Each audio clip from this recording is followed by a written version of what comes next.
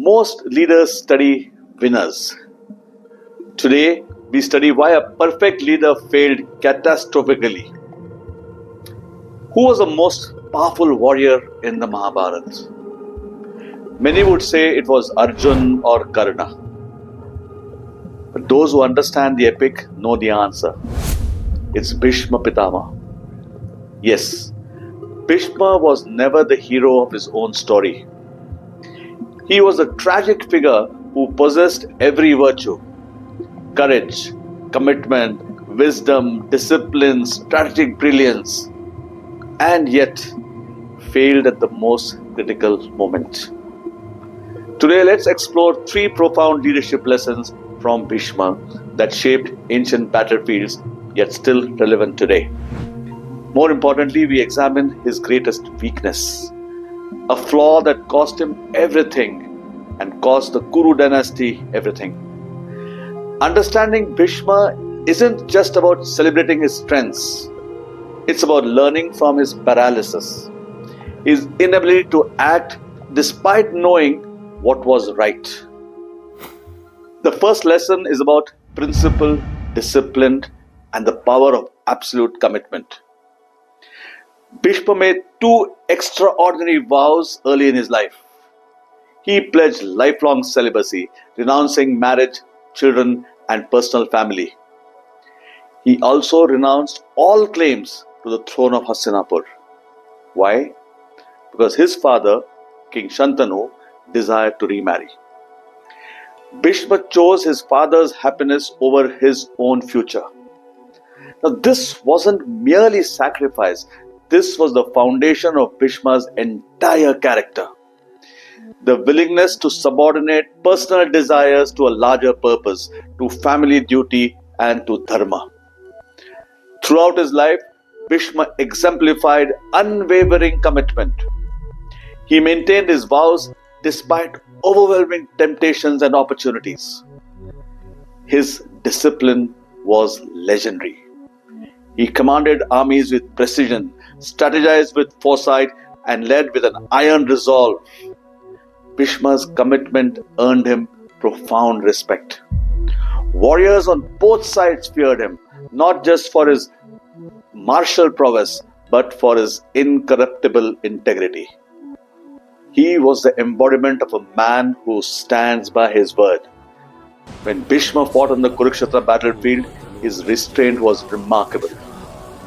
Despite seemingly godlike powers, he refused to kill his opponents outright, choosing instead to incapacitate them. This wasn't weakness, it was discipline. It was the discipline of a warrior who understood that ethical constraints must guide even the mightiest. His strategic wisdom was unparalleled. Bhishma could read the battlefield with extraordinary clarity. He understood formations, timing, psychological tactics, and the subtle art of warfare. Yudhishthir himself sought counsel from Bhishma on how to lead armies and achieve victory. How do we imbibe these in our leadership in modern context? First, establish your core principles and your values for yourself and your organization. Not vague mission statements, but specific commitments. What will you never compromise on? What values define you? Write them down in simple language. For Bhishma, his vows were absolute. Your principles, your values should carry that same weight. Second, live your principles consistently, especially when it is inconvenient. People follow leaders who walk the talk. And this isn't about perfection, it's about integrity over short-term gain. When facing a difficult decision, ask yourself, does this align with my core principles, with my core values? Will I be able to look myself in the mirror? Then act accordingly. Third, develop strategic discipline in your execution. Like Bhishma's studied approach to warfare, master your domain. Be the best of your domain. Develop deep knowledge of your industry, your competitors, and your market. Invest time in strategic thinking, not just reacting to what's happening around you. Remember this, the leaders who inspire lasting loyalty aren't those who dominate ruthlessly. They are the ones who use their power with restraint and wisdom.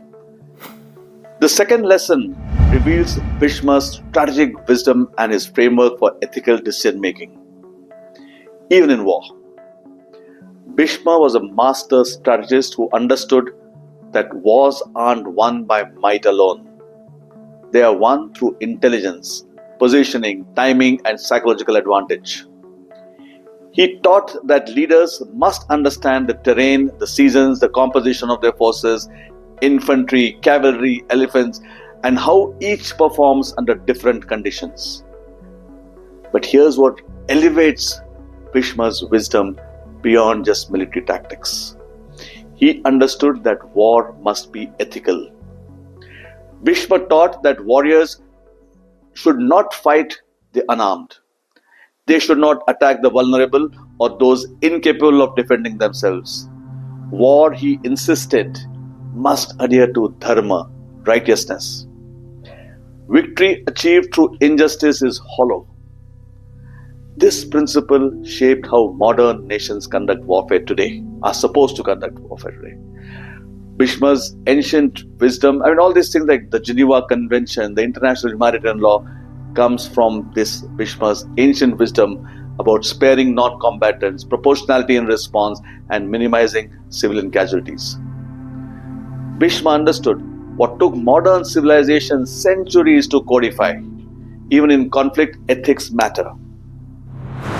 The third lesson showcases Bhishma's wisdom in recognizing excellence and delegating leadership roles.